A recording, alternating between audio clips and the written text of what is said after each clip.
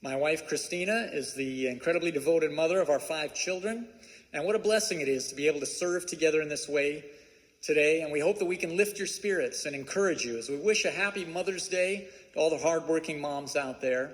And also remind everyone to honor your father and mother, especially your mother.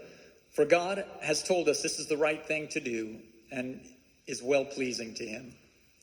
I have a son who's well-pleasing to me. His name is Ben, and I've asked him to read for us today from Psalm 18 as we begin our service together. I love you, O Lord, my strength. The Lord is my rock and my fortress and my deliverer. My God, my rock, in whom I take refuge. My shield and the horn of my salvation, my stronghold. I call upon the Lord who is worthy to be praised, and I am saved from my enemies.